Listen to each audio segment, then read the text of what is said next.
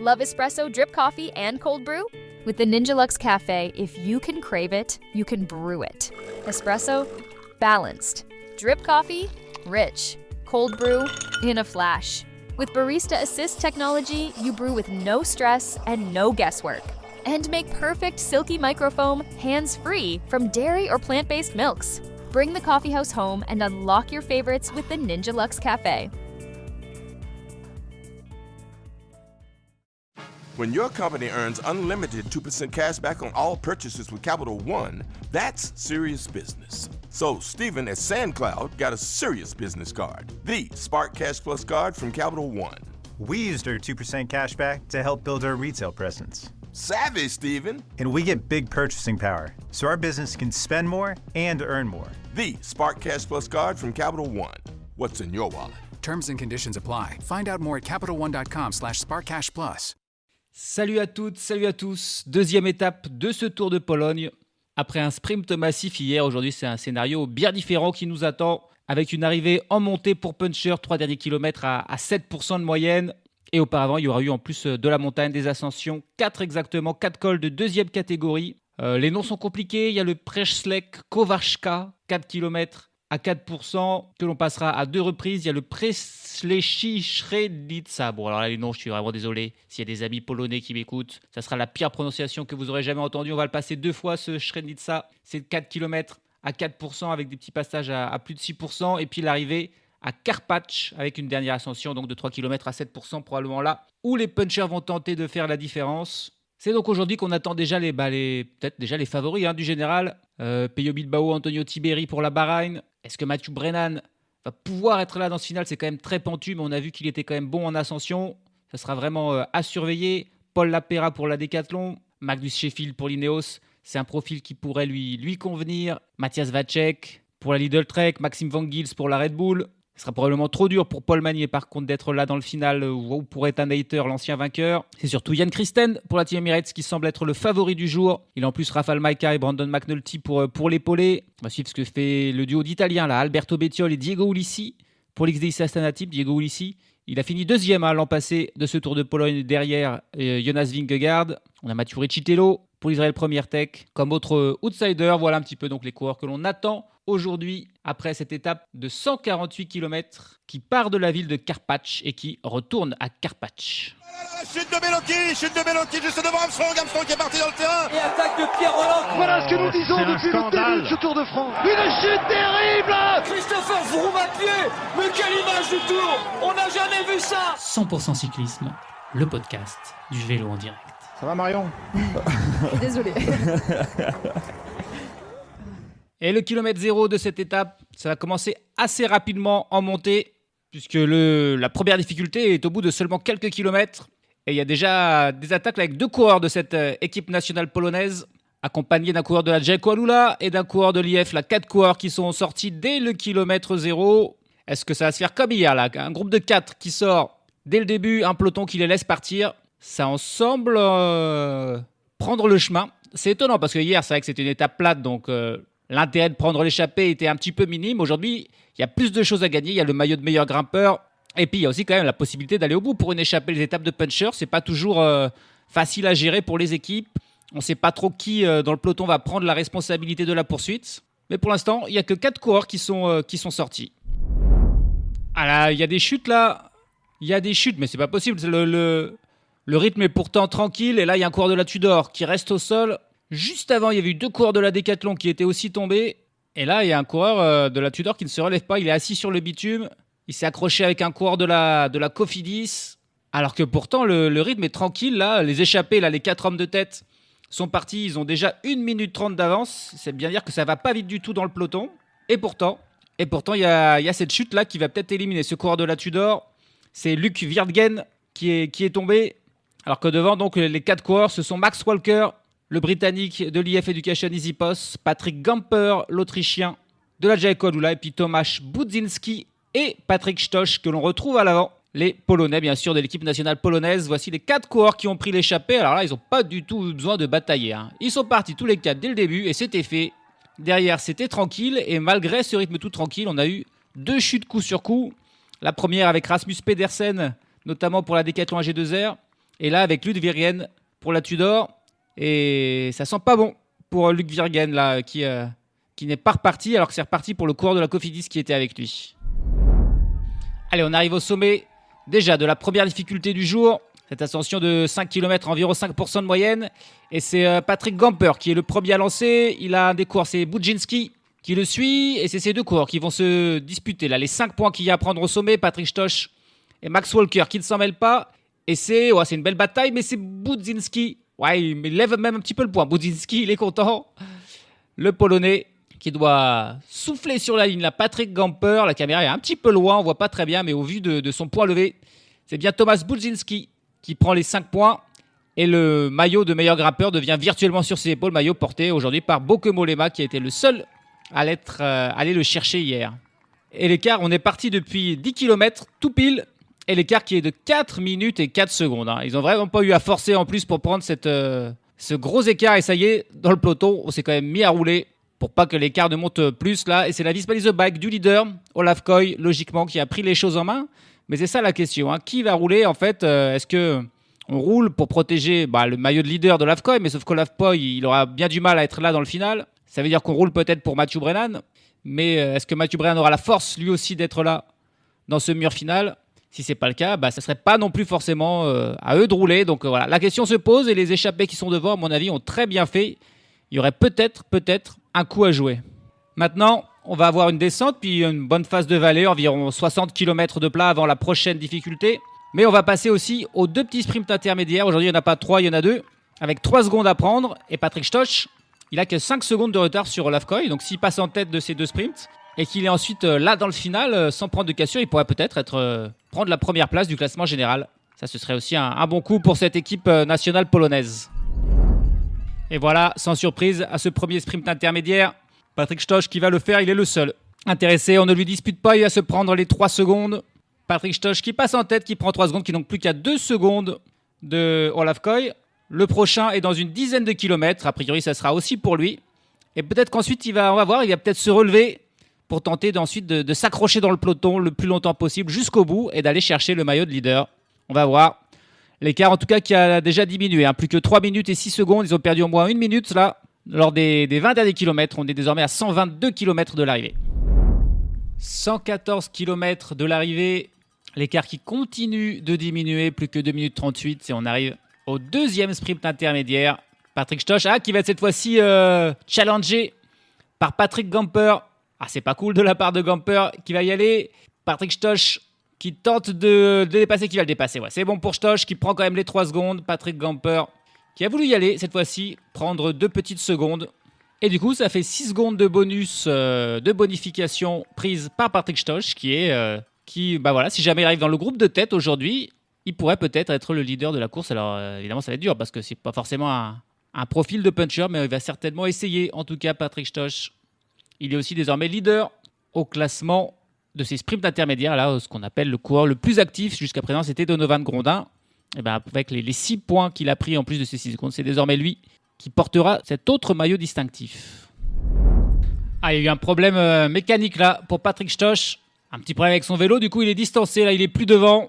Bon, c'est pas très grave pour lui parce qu'au final il a pris les secondes qu'il voulait aux 2 sprints intermédiaires. Désormais, il n'y a plus de secondes à prendre, ni de points au classement du coureur le plus actif. Donc, c'est une mauvaise nouvelle plutôt pour les échappés, puisqu'ils sont désormais 3 au lieu de 4, ce qui leur donne une moindre chance d'aller au bout. L'écart qui est de 2 minutes tout pile, alors qu'il n'y a qu'un seul coureur qui travaille en tête du peloton. C'est Niklas Behrens pour la Visma Leasebike qui travaille. Derrière lui, il a toute l'équipe Ineos aux avant-postes, puis toute l'équipe Visma, puis toute l'équipe UAE. Mais le seul qui passe un relais, c'est Niklas Behrens qui maintient cet écart au niveau donc, de 2 minutes à 80 km de l'arrivée. Devant, on va faire un petit focus, peut-être sur Patrick Gamper. Alors, il n'y a pas beaucoup de victoires. Thomas Budzinski, 0 victoire. Max Walker, 1 seule victoire dans sa carrière. Et Patrick Gamper, aussi seulement 1 victoire. Et c'est simplement les championnats d'Autriche du contre-la-montre en 2024 pour Patrick Gamper. Sa seule victoire qui compte comme une victoire professionnelle. Celui qui a commencé du côté de l'équipe autrichienne de la Tyrol Cycling Team avant de rejoindre la Bora Hansgrohe en 2020 et la division World Tour, puisqu'avant il était en division continentale. Il a passé 5 ans du côté de la Bora Hansgrohe et ce n'est que cette année qu'il a rejoint la Jayco Alula, donc sa nouvelle équipe, l'équipe australienne pour Patrick Gamper. On l'a jamais vu sur le Tour de France, mais il a fait 3 fois le Giro et 2 fois la Vuelta, sans jamais aller chercher ni même un top 20 sur une étape, malheureusement pour lui. Sur les monuments, 2 fois Paris-Roubaix, 2 fois Milan-San Remo, 2 fois le Tour des Flandres et 1 fois Liège-Bastogne-Liège. Il en a donc fait beaucoup, mais sans jamais là, non plus performer 60e sur Paris-Roubaix comme meilleur résultat. Patrick Gamper, c'est un coureur un peu complet, du coup ça en fait un équipier bon contre la montre tout de même aussi, puisqu'on l'a vu, il a été champion d'Autriche de cette spécialité. Un coureur bon donc du coup un peu partout, mais du coup ça en fait pas vraiment un leader, c'est plus un baroudeur. C'est pour ça qu'il est à l'avant aujourd'hui cette saison. On l'a vu sur Tirreno Adriatico, sur Milan-San Remo, sur quelques classiques aussi. Sur le Tour de Suisse, il n'a fait qu'un seul top 20 sur une étape cette saison. Un seul top 20. C'était encore une fois sur le chrono des championnats d'Autriche où il a fait 2e, battu par Félix Großschartner. Patrick Gamper, c'est un coureur expérimenté. Il a 28 ans. On le voit souvent quand même sur les grandes courses. Mais c'est un coureur plutôt anonyme du peloton qui fait rarement des résultats. Il est là pour travailler. Aujourd'hui, il a eu carte blanche, il est à l'avant. Mais pas sûr du tout que ça paye. Alors que pendant ce temps, Patrick Stoch, il n'a pas insisté. Il était trop loin. Il n'a pas essayé de rejoindre des échappés. Il est repris là par le peloton. Il y en a donc plus que 3 hommes à l'avant. Max Walker, Patrick Gamper et Tomasz Budzinski. Il y a 5 nouveaux points à prendre au classement de la montagne pour les échappés au sommet de ce deuxième passage sur le Przełęcz Kowarska. C'était Budzinski qui était passé en tête lors du premier passage. On va voir s'il va encore réussir et prendre 5 points de plus. 63 km de l'arrivée. On est désormais, les échappés ont 2 minutes et 20 secondes d'avance. Petit changement de profil dans le peloton. C'est la Team Emirates qui a désormais pris les choses en main et qui s'est mis à rouler là. La Team Emirates en tête du peloton. C'est l'équipe qui a les plus grands favoris pour aujourd'hui avec Jan Christen ou avec Rafał Majka aussi, qui pour son dernier Tour de Pologne va certainement vouloir performer, aller au moins chercher une étape pour finir sa carrière en beauté.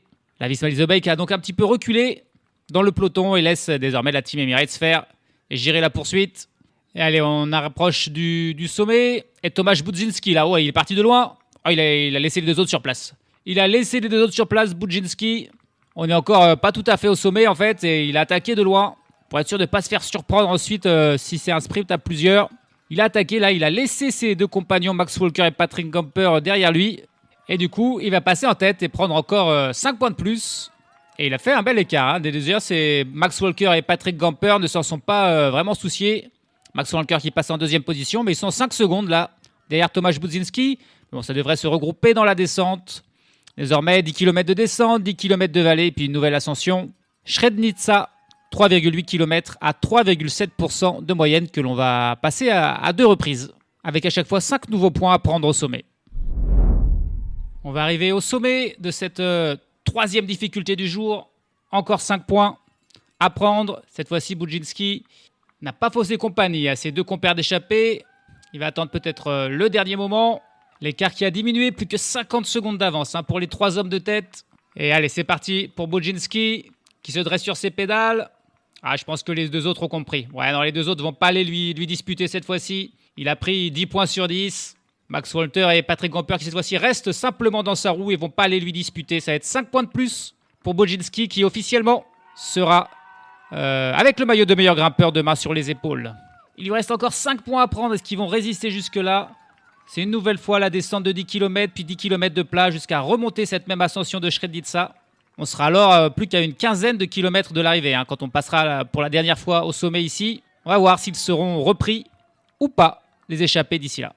There's nothing more satisfying than finding the perfect green paint for your living room.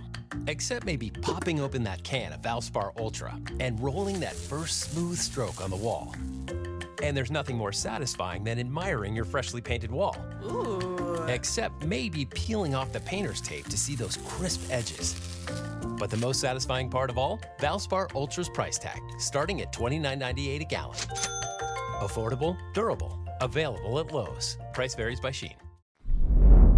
Il attaque là, il décide d'y aller en solitaire, Max Walker. Il sent que ses 2 compagnons d'échappée sont peut-être un petit peu justes. Pourtant, ils ont repris un peu de temps sur le peloton il y a 1 minute. On est tout pile à 20 km de l'arrivée et Max Walker qui s'est isolé là. Patrick Gamper et Tomasz Budzinski qui n'ont pas réussi à suivre son accélération. On est de nouveau dans cette ascension du Srebrenica.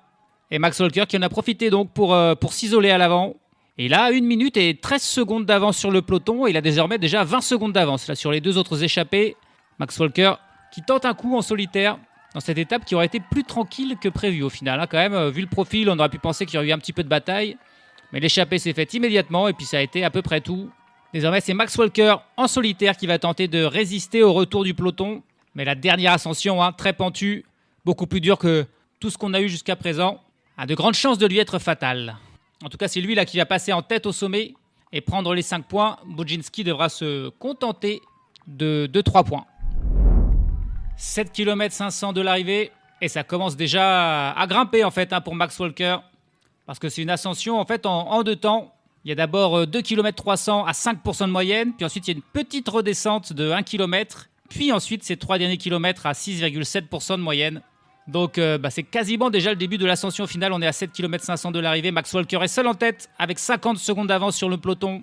Ont été repris Patrick Gamper et Tomasz Budzinski. Et derrière, ça roule fort avec l'Ineos, avec la Team Emirates pour revenir quand même sur Max Walker. L'écart est presque donc à la minute. 7 km encore à faire, mais bon, c'est pentu. Max Walker, il a passé toute la journée à l'avant. Après, c'est le seul qui n'a fait jamais le moindre effort, on va dire, dans les sprints intermédiaires ou dans les ascensions. Il en a donc gardé un peu sous la pédale. On va voir jusqu'à où ça va pouvoir le mener, ça, le Britannique. Il n'a plus rien dans les pattes, Max Walker, finalement, là. Il va être repris à 5 km de l'arrivée. Il va être repris dans cette première partie de l'ascension, avant même la petite redescente. C'était bien tenté, mais là, le train de la Team Emirates, on voit la Groupama FDJ aussi, tiens, qui a des coureurs aux avant-postes. Pour qui on va jouer pour la Groupama?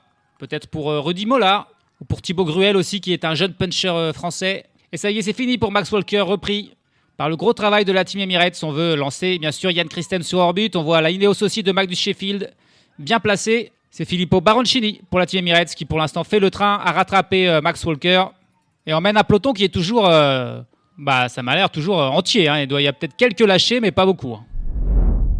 Cette fois-ci, on y est, dans cette ascension finale de km 700 de l'arrivée. Tiens, on voit Dorian Godon avec son maillot de champion de France, très bien placé. Pour l'instant, c'est un coureur de la Soudal Quick-Step qui a un petit peu pris le relais de la Team Emirates. On travaille peut-être, on a foi en Ethan Hayter aujourd'hui. Les coureurs de la Red Bull Boranzo avec Maxime Van Gils un tout petit peu plus loin. Je vois pas de coureurs de la Visma là dans les 10-15 premiers. Et ça y est, on a enfin quand même les premiers coureurs lâchés là. Les coureurs à l'arrière. C'est normal, on attaque les pourcentages les plus durs, les 7%, les 8% même. C'est toujours Baroncini qui mène devant Stan De Wulf, Enzo Paleni. On a Paul Lapera qui est aux côtés de Dorian Godon. Les deux, le champion de France de cette année et celui de l'an passé. Des bons punchers, ça aussi. Et c'est la décathlon G2R justement avec Stan De Wulf qui désormais roule 2 km de l'arrivée. Pour l'instant, pas d'attaque. Je pense qu'on veut amener un espèce de sprint semi-massif au sommet. Matthias Vacek pour la Lidl Trek, très bien placé. Le champion de République tchèque. Par contre, je crois bien que je viens de voir Olaf Koy, la distancé à l'arrière. Le peloton qui est de plus en plus réduit. Mathieu Brennan semble être encore dans le coup. Il n'y a plus qu'une 50aine de coureurs dans le groupe de tête. Ce sont les derniers kilomètres, le dernier kilomètre même qui est le plus dur. Et ils vont y arriver. Désormais, c'est Enzo Paleni qui mène le peloton, le coureur de la Groupama, mais je vois aucun autre Groupama là, dans les 20-30 coureurs qui sont derrière. Donc, je ne sais pas pour qui il travaille, mais il n'est pas là pour l'instant, son leader. Allez, d'ailleurs, il se relève. C'est au tour de la Ineos de prendre la tête. C'est un petit peu chaque équipe là, qui fait son relais. Là, c'est désormais Michal Kwiatkowski, le Polonais, qui mène. Il a Magnus Sheffield dans sa roue. Derrière les deux coureurs d'Ineos, on a 2 coureurs pour la Team Emirates, puis 2 coureurs de la Lidl Trek avec Vacek. Et on a aussi Van Gils qui est là pour la Red Bull. Derrière, on a les coureurs de l'Astana, probablement les Italiens Ulissi et Bettiol. Il n'y a plus qu'une 40aine de coureurs dans ce groupe qui s'est joliment écrémé. On est à 800 mètres de la ligne. Toujours pas d'attaque, ça va être un sprint comme ça, en montée. Rafał Majka aussi qui est là, bien placé pour la Team Emirates. Qui on a d'autres dans ce groupe encore? Quinten Hermans, bien placé. Alors que Dorian Godon, il est désormais à la toute dernière place de ce groupe. Ça va être compliqué pour le champion de France. 500 mètres de la ligne, c'est toujours Kwiatkowski en tête avec Magnus Sheffield dans sa roue. Derrière, c'est Jan Christen avec Rafał Majka, avec Matthias Vacek, avec Maxime Van Gils. Et Magnus Sheffield qui n'a pas pu lancer, s'est fait surprendre là par Jan Christen. Jan Christen qui lance aux 350 mètres. Maxime Van Gils dans sa roue. Matthias Vacek qui a pris un petit écart, qui doit faire l'effort.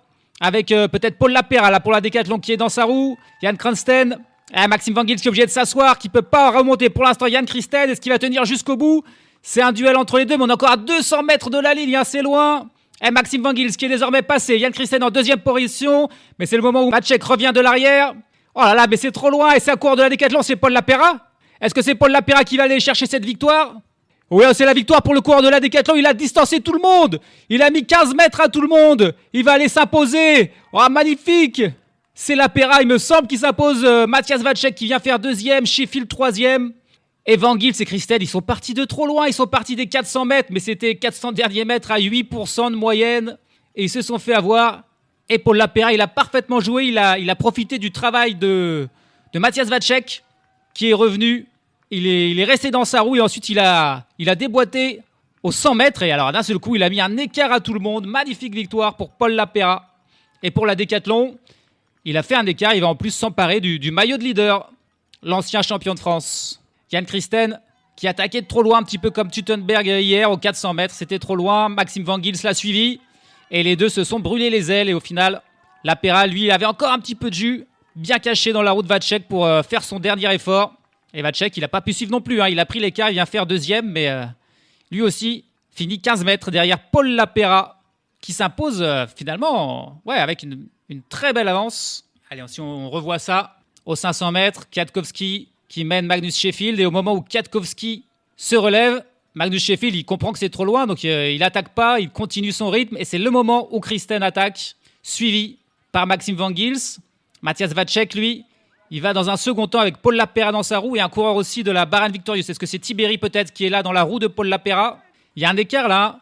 Van Gils et Christen, ils ont 15 mètres d'avance sur le trio avec Vacek, Lapera et Tiberi. Et Vacek qui travaille, qui revient finalement dans la roue de Van Gils. Alors que Christen était de l'autre côté de la route, se rabat. Mais là, il reste encore 150 mètres et Van Gils et Christen qui sont obligés de se rasseoir. Et c'est ce moment où Paul Lapera fait son accélération. Et là, il n'y a personne qui peut prendre sa roue. Ni Jan Christen, ni Vacek, ni Sheffield qui revient finalement, et ni Tiberi. Van Gils assis qui se fait même lâcher ensuite par le groupe Vacek. C'était pas l'outsider le plus attendu, Paul Lapera, mais il a magnifiquement joué le coup. Et vient s'imposer sur cette deuxième étape du Tour de Pologne. C'est la 6e victoire de sa carrière à Paul Lapera. Et la 2e au niveau World Tour, parce qu'il avait déjà remporté une étape sur le Tour du Pays Basque l'an passé. L'ancien champion de France qui récidive aujourd'hui, c'est la première victoire de sa saison. Par contre, il n'avait pas encore gagné en 2025. Ça va lui faire du bien parce qu'elle est belle, elle est de prestige et elle est nette et sans bavure. Il termine avec 2 secondes d'avance sur Matthias Vacek. Et puis, c'était pas Magnus Sheffield en fait. Sheffield, il était cramé là quand Kwiatkowski l'a libéré. C'est Victor Langelotti, le monégasque de l'Ineos Grenadier, qui a jailli sur la fin pour aller prendre la 3e place devant Antonio Tiberi. Et puis Jan Christen, qui n'avait plus grand-chose dans les pattes, finit 5e. Mais donc ces coureurs perdent 2 secondes et puis ensuite il y a des écarts. 4 secondes de perdu ensuite pour le reste du top 10. Rudy Mollard qui vient faire 6e devant Brandon McNulty, Finn Fisher-Black, Quintin Hermans et Rafał Majka. Et derrière 8 secondes de perdu pour Bettiol, 9 secondes pour Peyo Bilbao, 13 secondes de perdu pour Maxime Van Gils, Jack Haig ou Mathieu Riccitello, 17 secondes de perdu pour Diego Ulissi ou encore 22 secondes de perdu pour Magnus Sheffield ou Andrea Baggioli. Michel Kwiatkowski, ancien vainqueur, termine à 38 secondes. Ethan Hayter et Attila Walter terminent à 41 secondes. Et puis Mathieu Brennan n'a pas pu peser dans le final. Il termine 50e à 1 minute 17. Donc voilà, des beaux écarts. C'est intéressant pour Paul Lapera en vue du classement général. Aujourd'hui, il y avait un non partant. C'était Alex Kirch, le coureur de Lidl Trek, qui était tombé dans le final hier. Et puis les 2 coureurs là, qui sont tombés en début d'étape, Rasmus Pedersen et Luc Wirtgen, ont finalement abandonné en cours de route. Le dernier du jour, c'est Lars Boven, le coureur de l'Alpecin de Koenig, échappé hier, qui termine loin à 21 minutes et 34 secondes. Au classement général, Paul Lapera, nouveau leader. Il compte 6 secondes d'avance sur Matthias Vacek et 8 sur Langelotti. Christen et Tiberi sont à 12 secondes. McNulty, Fisher-Black, Hermans, Mollard et Majka à 14 secondes. Il y a donc déjà des petits écarts. C'est pas rien, 14 secondes dans un Tour de Pologne qui est très peu montagneux. Ça se jouera pas grand-chose, même s'il y a un chrono pour finir. Au classement par points, Paul Lapera a le même nombre de points qu'Olafkoy, 20 points chacun. Il devance Matthias Vacek et Paul Magnier. Et puis au classement de la montagne, Tomasz Budzinski est désormais leader avec 18 points. Il devance ses compagnons d'échappée du jour, Max Walker et Patrick Gamper. Et puis à noter qu'il n'y a pas de classement du meilleur jeune. Au Tour de Pologne, ça c'est la première fois que je vois ça, il n'y a pas de maillot de meilleur jeune. Par contre, à la place, il y a ce maillot du coureur le plus actif et qui est désormais sur les épaules de Patrick Stoch, échappé hier et aujourd'hui. Demain, c'est l'étape qui compte le plus de dénivelé. C'est donc un petit peu l'étape reine, même si elle finit plutôt sur 2 plats. Il y a pas mal de murs, au total de 6 ascensions, toujours assez courtes, mais parfois très pentues. La plus dure, c'est la Rseka, 2 km à 9,7% de moyenne. Donc ça fait évidemment très très très très mal. La dernière, celle de Ah là là, c'est pas possible. Prešlek Niedvejčica. Ouais, c'est terrible. Le nom est terrible, mais le pourcentage aussi. 1 km de 100 à 8,8%. Ça sera la dernière ascension. Elle sera située tout de même à 15 km de l'arrivée. Et ensuite, ce sera une longue descente. Un faux plat descendant plutôt jusqu'à l'arrivée, qui se fera donc plutôt sur du plat.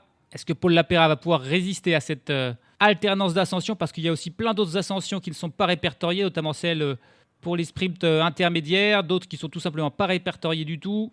Ça va faire que monter-descendre, ça va être très dur, très casse-pattes, il y aura des écarts. Et on a hâte de voir quel sera le scénario de cette 3e étape du Tour de Pologne. Salut à tous, salut à toutes.